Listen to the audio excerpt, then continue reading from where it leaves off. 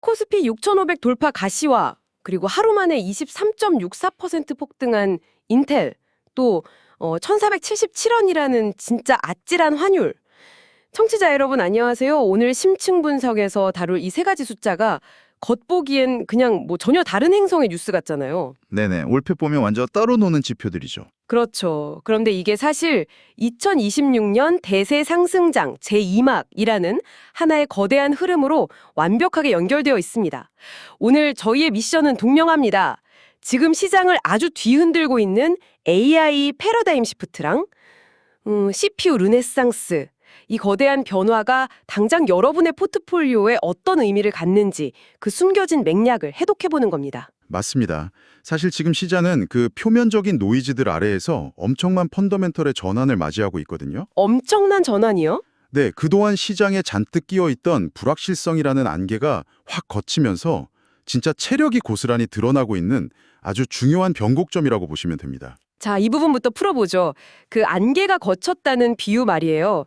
사실 환율이 1,470원대를 막 넘나들고 얼마 전까지만 해도 그 중동 호르무즈해협 봉쇄 우려 때문에 시장 전체에 엄청난 위기감이 감돌았었잖아요. 그렇죠. 다들 긴장했죠. 근데 코스피는 오히려 6,500을 향해 가고 있단 말이죠. 제가 이걸 비유하자면 약간 그런 것 같아요. 집이 다 날아갈까 봐 두려웠던 거센 비바람이 알고 보니까 그 메말랐던 수출 기업들의 실적을 아주 쑥쑥 키워주는 엄청난 단비였던 격 아닌가요? 오, 아주 정확한 비유입니다. 가장 흥미로운 지점은 바로 그 단비가 시장의 토양을 완전히 바꿔놓았다는 거예요. 안개가 걷힌 자리에 우리가 생각했던 것보다 훨씬 탄탄한 이익의 구조가 자리 잡고 있었던 거죠. 중동 리스크는 좀 잠잠해진 건가요? 네, 중동발 지정학적 리스크는 최근 미국이랑 이란이 대면 협상을 재개한다는 소식 덕분에 이제 어느 정도 통제 가능한 영역에 들어왔습니다. 아, 다행이네요. 국제 유가도 94.4달러 선에서 상단이 꽉 막혔거든요. 그러니까 시장을 막 짓누르던 치명적인 위협이 1차적으로는 소멸한 거라고 봐야죠. 아, 그러니까 그런 공포가 좀 사라지고 나니까 비로소 1,477원이라는 숫자의 진짜 의미가 보이기 시작했다는 거군요. 근데 보통 우리 청취자분들도 그렇고 환율이 이 정도로 막 치솟으면 경제에 적신호 켜졌다 이렇게 생각하기 쉽잖아요. 네, 교과서적으로는 그런데요. 하지만 지금 상황은 완전히 다릅니다. 현재 국내 시장을 끌고 가는 쌍두마차, 그러니까 반도체랑 자동차 같은 수출 대형주들한테 이 고환율은 그야말로 엄청난 무기가 되는 거군요. 맞습니다. 강력한 실적 부스터가 되고 있죠. 똑같은 수량의 칩이랑 자동차를 팔아도 이걸 원화로 환산했을 때 이익이 기하급수적으로 늘어나는 구조니까요. 아, 환차익이 엄청나겠네요. 그렇죠. 그래서 지금 코스피 상승은 과거에 흔히 보던 단순히 막 시장에 돈이 많이 풀려서 오르는 그런 유동성 장세가 절대 아닙니다. 기업들이 실제로 돈을 엄청나게 쓸어 담고 있는 대형주 중심의 구조적이고 탄탄한 실적 장세라는 점. 이게 가장 핵심입니다. 와, 쏟아진 단비를 흠뻑 맞은 대형 수출주들이 엄청난 수확을 거두고 있다는 뜻이네요. 하지만 항상 그렇듯이 우리가 잔치 도중에도 비상구 위치는 알아둬야 하잖아요. 지금 당장 우리가 경계해야 할 리스크 요인은 뭐가 있을까요? 네, 아무리 장이 좋아도 방심은 금물이죠. 세 가지를 꼭 모니터링하셔야 하는데요. 첫째는 연준 의장 교체기를 앞두고 발생할 수 있는 통화 정책의 어떤 변동성입니다. 리더십 바뀔 때는 항상 좀 출렁이니까. 네네. 그리고 둘째는 역사적으로 주식시장 수익률이 좀 쉬어가는 구간이 있어요. 이른바 5월 계절적 약세장에 진입한다는 시기적인 특성이죠. 세린 메이 그런 거군요. 맞습니다. 그리고 마지막으로 가장 치명적인 건 역시 유가입니다. 만약 지정학적 관리가 실패해서 유가가 다시 120달러를 확 돌파해버린다. 으아, 생각만 해도 끔찍한데요. 그러면 간신히 진화해둔 그 하이퍼 인플레이션 압력이 재점화되면서 시장은 순식간에 다시 공포 모드로 돌아갈 겁니다. 아, 유가가 핵심이네요. 자, 거시경제의 판은 이렇게 깔렸고 대형주들이 담배를 먹고 자라고 있다면 이제 이 성장을 이끄는 진짜 엔진이 무엇인지 들여다볼 차례네요. 여기서부터 진짜 흥미로워집니다. 네, 아주 재밌는 부분이죠. 네, 그 엔진의 중심에서 우리가 지난 몇 년간 익히 봐왔던 화려한 주인공이 아닌 뭔가 뜻밖의 기업이 엄청난 시그널을 보냈단 말이에요. 바로 인텔입니다. 주가가 하루 만에 무려 23.64%나 폭등했어요. 우와, 진짜 어마어마했죠. 인텔 주가의 폭등은요, 지금 AI 하드웨어 시장의 패러다임 자체가 완전히 뒤집히고 있다는 걸 보여주는 정말 가장 상징적인 사건입니다. 사실 지난 몇 년간 AI라고 하면 사람들은 묻지도 따지지도 않고 무조건 GPU죠. 엔비디아. 그렇죠. 무조건 엔비디아 같은 GPU만 외쳤잖아요. 그런데 지금은 이 AI가 교실에서 엄청난 양의 데이터를 집어삼키면서 막 학습하던 단계를 끝내고 세상 밖으로 나와서 스스로 추론하고 직접 일을 처리하는 에이전트 단계로 넘어갔다고 들었거든요.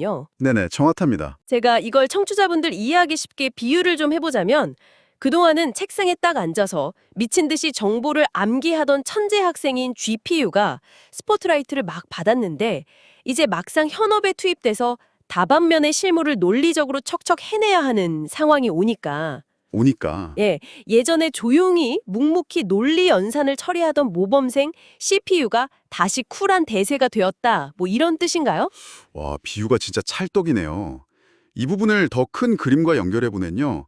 그 모범생 CPU가 현장에 다시 등판할 수밖에 없는 이유가 훨씬 더 명확해집니다. 기술적으로 어떤 차이가 있는 건가요? GPU는 방대한 양의 데이터를 병렬로, 그러니까 단순하고 반복적으로 처리하는 학습에 완벽하게 최적화되어 있거든요. 아, 칠판에 적힌 거 한꺼번에 외우는 거. 그렇죠. 하지만 학습을 마친 AI가 사용자의 아주 복잡한 명령을 이해하고 여러 개의 앱을 막 넘나들면서 순차적인 결정을 내리고 실행하는 이른바 추론과 에이전트 역할을 수행하려면 이야기가 완전히 달라집니다. 아, 그때는 머리를 좀 다르게 써야 하는군요. 네, 이런 복잡한 제어랑 논리적인 연산은 고성능 CPU가 없으면 시스템 자체가 제대로 굴러가질 않아요.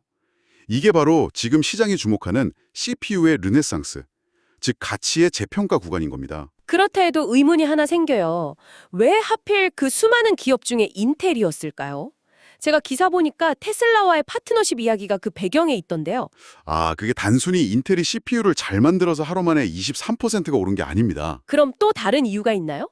인텔이 테슬라의 자체 AI 칩 파운드리, 즉 위탁 생산 파트너로 선정됐다는 사실에는 아주 거대한 지정학적 의미가 내포돼 있거든요. 지정학적 의미요? 네, 미국 입장을 한번 생각해 보세요.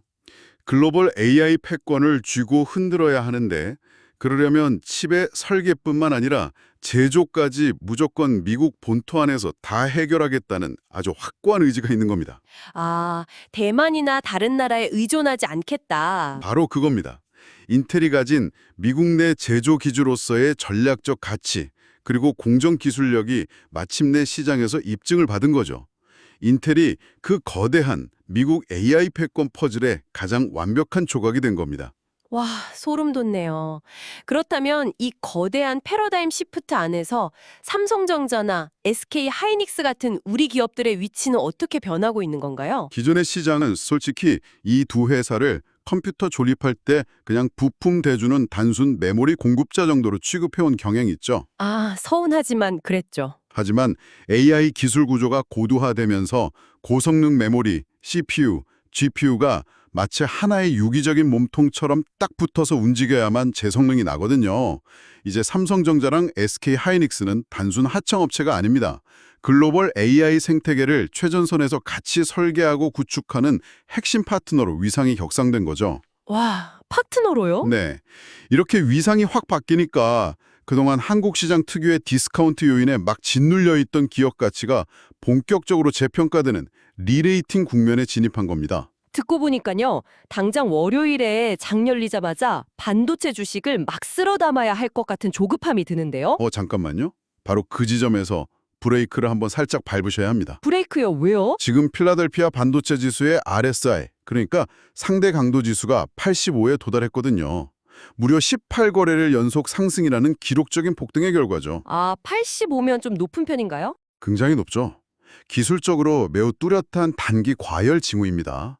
아무리 기업 체력이 좋고 펀더멘털이 훌륭해도요. 지금처럼 시장 참여자 모두가 막 흥분해 있을 때는 작은 충격에도 차액 실현 매물이 우르르 쏟아질 수 있거든요. 아, 조심해야겠네요. 네. 따라서 지금은 막 묻지마 매수하실 게 아니라 철저하게 분할 매수로 접근하는 냉정한 시각을 유지하셔야 합니다. 좋습니다. 반도체 칩이 AI에 엄청 똑똑해진 뇌라면 이제 이 뇌를 물리적으로 움직일 몸통과 또 뇌가 쉬지 않고 돌아가게 할 엄청난 에너지가 필요해지겠군요. 맞습니다. 시장은 이미 이 다음 단계, 그러니까 인프라 확장을 사고 있다고 하던데요. 사실 저는 이 부분에서 약간 갸우뚱했어요. 어떤 부분이 가장 의문이셨어요? 아니, 뭐 방산이나 원자력 발전소, 심지어 전압기나 전선 만드는 회사들을 지금 AI 테마주로 부르고 있잖아요. 네, 묶이고 있죠. 이건 제가 아무리 봐도 시장이 좀 새로운 상승 동력을 만들려고 억지로 테마를 끼워 맞추는 느낌이 막 든단 말이죠. 게다가 우리가 흔히 아는 자동차 제조사인 현대차가 갑자기 AI 로보틱스 플랫폼이 된다. 아, 네네. 청취자분들 입장에서는 아니 도로 위를 달리는 내연기관차랑 전기차 팔던 회사가 갑자기 AI 플랫폼이라니 이거 너무 먼 미래의 공상과학 같은 이야기로 들릴 것 같거든요. 충분히 그렇게 느끼실 수 있습니다. 좀 억지 연결처럼 보일 수 있죠. 그런데 그 이면에 물리적인 작동 원리를 하나씩 뜯어보면요. 이만큼 필연적인 결론도 없습니다. 먼저 원전이랑 전력망부터 한번 볼까요? 네네. AI가 스스로 추론을 시작하고 행동하는 에이전트로 진화하면서 직면한 가장 큰 물리적 장벽이 뭔지 아십니까? 물리적 장벽이요? 바로 압도적인 전력 소모입니다. 전기를 많이 먹는다는 건 다들 알긴 아는데 원자력 발전소까지 막 새로 지어야 할 수준인가요? 상상을 초월합니다. 거대한 AI 데이터 센터 하나가 소비하는 전력량이요. 웬만한 중소도시 전체가 쓰는 전기량이랑 머먹습니다. 와, 중소도시 하나요? 진짜요? 네, 게다가 데이터 센터는 24시간 내내 단 1초의 끊김도 없이 전기를 아주 안정적으로 먹어야 하거든요. 기존의 화력 발전이나 날씨에 따라 발전량이 막 널뛰는 태양광 같은 신재생 에너지만으로는 이 굶주린 AI의 배를 채울 수가 없어요. 아하, 그래서 원전이 나오는 거군요. 맞습니다. 그래서 차세대 소형 모듈 원전, 즉 SMR이 필수적인 겁니다. SMR은 크기가 작아서 거대한 데이터 센터 바로 옆에 딱 지을 수가 있거든요. 수백 킬로미터 밖에서 전기를 끌어오느라 생기는 송전 손실 없이 무한대에 가까운 전기를 직접 쏴줄 수 있다는 뜻이죠. 옆에 딱 붙여서 짓는 거. 네, SMR이랑 고압 전력 설비가 없으면 AI의 발전 자체가 물리적으로 불가능합니다. 단순한 전기회사가 아니라 AI라는 거대한 두뇌에 혈액을 공급하는 심장과 혈관인 셈이죠. 와, 설명을 듣고 보니까 원전과 전선이 AI 인프라의 핵심 축이라는 게 완전 이해가 가네요.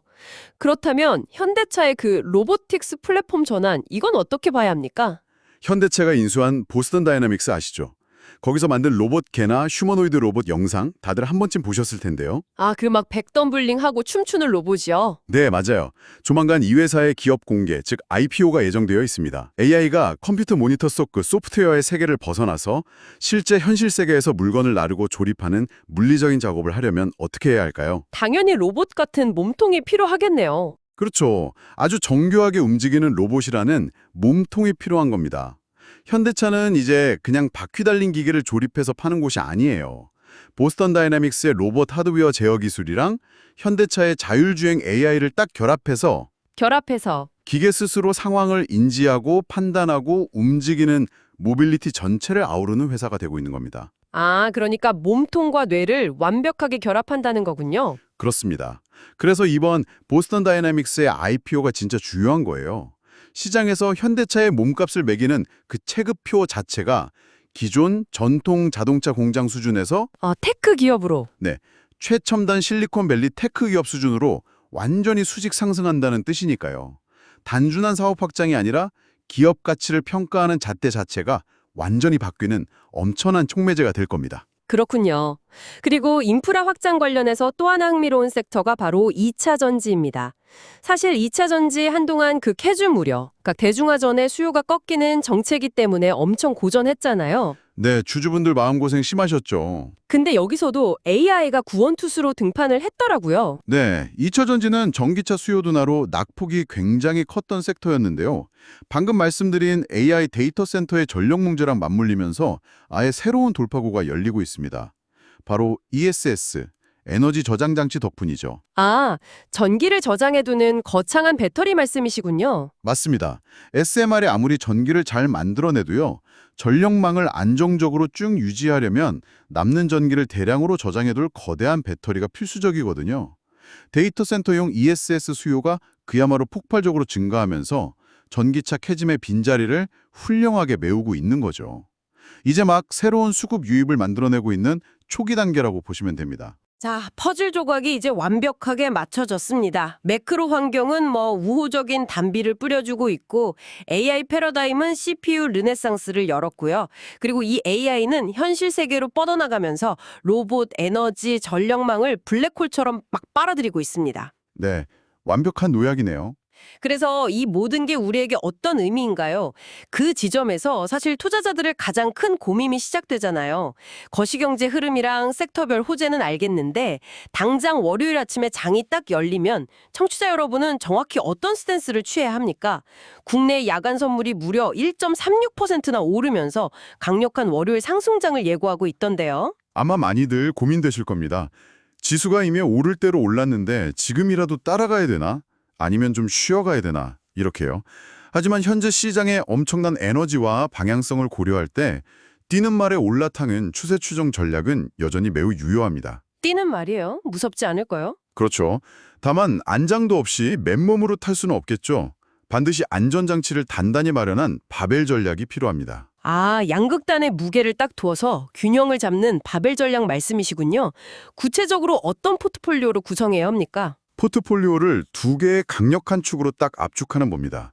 한 축에는 글로벌 AI 패러다임 시프트의 직접적인 수혜를 받으면서 시장을 리드하는 반도체 대장주들, 즉 삼성전자와 SK하이닉스, 그리고 테크 기업으로 몸값 상승이 임박한 현대차를 배치하는 거죠. 네, 공격수들이네요. 그럼 방어는요? 반대편 축에는 현재 중동이나 유럽 등지에서 실제로 굵직한 수주를 따내며 실적 가시성이 가장 뛰어난 방산, 에너지, 전력망 섹터를 두는 겁니다. 아, 확실히 숫자가 찍히는 애들로 방어를 하라는 거군요. 네, 이렇게 압축 포트폴리오를 딱 구성하면 시장의 그 주도 트렌드를 공격적으로 막 타면서도 탄탄한 실적이라는 방어막까지 챙길 수 있습니다. 공격과 방어를 동시에 세팅하라. 알겠습니다. 그런데 전문가님, 트레이딩 팁 중에서 단순 목표 주가를 맹신하지 말고 신규 데이터에 집중하라는 조언이 있었거든요. 이건 정확히 어떤 액션을 취하라는 의미입니까? 보통 과거의 실적이나 성장률을 바탕으로 증권사에서 계산해 놓은 고정된 숫자 있잖아요. 그 목표 주가에 너무 지나치게 얽매이지 말라는 의미입니다. 증권사 리포트 너무 맹신하지 말라. 네네. 지금처럼 산업의 패러다임 자체가 막 통째로 바뀌는 시기에는 어제까지의 계산법이 오늘 당장 완전히 무의미해질 수 있거든요. 아, 그렇겠네요. 새로운 기준이 생기니까. 맞습니다. 대신에 새로운 파운드리 수주 공시라던가 보스턴 다이나믹스 IPO 일정의 구체화, 또 새로운 AI 에이전트의 기업 채택률 같은 것들 있잖아요. 기업의 본질 가치를 실시간으로 확 바꿔버리는 이런 살아있는 데이터를 매일매일 추적하면서 아주 유연하게 대응하셔야 합니다. 살아있는 데이터라. 좋네요. 그렇다면 시장의 노이즈는 어떻게 걸러내야 할까요? 예를 들어 최근 막 뉴스에 오르내리는 삼성전자 노조 파업 같은 이슈는 언론에서 꽤 심각한 악재로 다루잖아요. 네, 그렇죠. 당장 우리 포트폴리오에 치명적인 타격을 주지 않을까 걱정하시는 청취자분들도 되게 많을 텐데요. 이것은 중요한 질문을 제기합니다. 사실 이 부분에서 노련한 투자자랑 초보 투자자의 역량이 극명하게 갈리거든요. 어떻게 갈리나요? 결론부터 말씀드리면 노조 파업은 전형적인 단기 공급망 이슈, 즉 단순 노이즈입니다. 아, 노이즈다. 네, 물론 단기적인 주가 변동성을 좀 유발할 수는 있겠죠. 하지만 곰곰이 한번 생각해 보십시오. 이 파업이 글로벌 AI 시대에 필수 불가결한 그 고성능 메모리의 강력한 수요 자체를 소멸시킵니까? 아니죠. 살 사람은 줄 서 있죠. 그렇죠. 아니면 기업이 가진 장기적인 기술 경쟁력이랑 펀더멘털을 근본적으로 파괴합니까? 그것도 아니네요. 전혀 그렇지 않죠. 오히려 시장이 이 노이즈에 막 과민 반영해서 주가가 일시적으로 급락한다. 그러면 이를 비중 확대를 위한 저가 매수 기회로 활용하는 역발상적 접근이 필요합니다. 오히려 기회다. 네, 동시에 최근 시장의 핵심 화두인 지배구조 개편이나 주주 환원 정책에 아주 적극적인 대형주 위주로 딱 편입해 둔다면 포트폴리오의 하방을 정말 단단하게 지지할 수 있습니다. 위기를 빙자한 박앤세일 기간을 절대 놓치지 말라는 거군요. 자, 그럼 이 모든 거대한 흐름이 과연 맞는지, 우리가 탄 이 로켓이 진짜인지 가짜인지 판가름날 아주 결정적인 분수령이 곧 다가온다고요. 네, 청취자 여러분, 지금 달력에 아주 굵게 동그라미를 쳐두셔야 할 날짜가 있습니다. 바로 4월 30일입니다. 4월 30일, 무슨 날인가요? 이날 미국의 이른바 빅테크 기업들 있잖아요. 구글, 마이크로소프트, 아마존, 메타. 이 기업들의 실적 발표가 한꺼번에 쫙 몰려 있습니다. 와, 별들의 전쟁이네요. 근데 그들의 실적이 왜 이 장세의 생사를 가를 만큼 중요한 건가요? 이 빅테크들은요, 지난 몇 년간 AI 칩이랑 데이터 센터 인프라에 정말 천문학적인 돈을 쏟아부은 장본인들입니다. 시장은 이제 그들에게 가장 현실적이고 아주 냉정한 질문을 딱 던지고 있는 거예요. 무슨 질문이요? 너희가 그렇게 막대한 돈을 들여서 구축한 AI로 도대체 현금은 얼마나 벌어들이고 있니? 이거죠. 아, 이제 수익을 증명해봐라. 네. 이 4월 30일 실적 발표에서 AI 비즈니스를 통한 실제 수익성 향상이 재무제표의 숫자로 명확히 증명이 된다면요. 지금의 대세 상승장은 더욱 강력한 쌍바랜디를 달고 제2막으로 질주할 겁니다. 만약에 증명 못하면요? 반면에 수익성 증명에 실패하고 계속 막등구름 잡는 소리만 한다. 그러면 시장은 앞서 저희가 언급했던 여러 리스크 요인들이랑 맞물리면서 아주 매서운 조정 국면으로 진입할 수 있습니다. 다음 달, 나아가서 올해 하반기 시장 전체의 향방을 결정지을 궁극의 성적표가 되는 거죠. 4월 30일 빅테크들의 AI 성적표. 우리 포트폴리오의 방향키를 쥐고 있는 날이군요. 절대 잊지 말아야겠습니다. 자, 오늘 우리는 1,477원이라는 살벌한 환율 지표 뒤에 숨겨진 수출 대형주들의 펀더멘털 안도감에서 출발했습니다. 네. 그리고 AI가 교실에서의 학습을 끝내고 현장으로 나가면서 시작된 CPU의 화려한 르네상스. 나아가 그 엄청나게 똑똑해진 뇌를 물리적으로 감당하기 위해 로봇이라는 몸통과 원자력, 전력망이라는 막대한 피를 막 펌프질하는 인프라 확장의 흐름까지 아주 깊숙하게 파헤쳐봤습니다. 정말 거대한 흐름이죠. 잘 골라서 내 포트폴리오라는 텃밭에 심어야 할 때인 것 같습니다. 반도체와 자동차, 방산과 에너지의 바벨 포트폴리오로 탄탄하게 방어막을 치고 다가오는 빅테크들의 실적을 매의 눈으로 지켜보는 것. 이것이 2026년 대세상승장 제2막을 맞이하는 청취자 여러분의 최적의 스탠스가 아닐까 싶습니다. 자, 마지막으로 오늘 심층 분석을 마무리하면서 여러분 스스로에게 한번 던져볼 만한 질문을 하나 남기고 싶습니다. 오늘 우리는 이 AI가 단순한 컴퓨터 모니터 속 정보 처리를 넘어서 거대한 전력망과 스스로 움직이는 로봇이라는 물리적 실물 경제로 그 촉수를 뻗어나가고 있다는 사실을 아주 명확히 목격했습니다. 만약 AI가 단지 생각하고 추론하기 위해서 이토록 막대한 지구의 물리적 에너지와 공간을 쩍쩍 빨아들인다면 머지않아 이 고도화된 AI가 우리 인간을 대신해서 물리적 세계에서 직접 행동하고 자원을 통제하기 시작할 때 과연 우리 사회의 한정된 자원 분배와 산업 지도는 얼마나 더 폭력적이고 극적으로 재편될까요? 청취자 여러분의 포트폴리오는 그 무섭도록 거대하고 극적인 변화를 모두 담아낼 준비가 되셨습니까? 오늘 심층 분석은 여기까지입니다. 계속해서 시장의 변화에 끝없는 호기심을 가지시길 바라며 여러분의 투자 여정에 건승히 함께하시길 바랍니다. 네, 감사합니다. 함께해 주셔서 감사합니다. 좋아요, 구독 부탁드립니다. 감사합니다.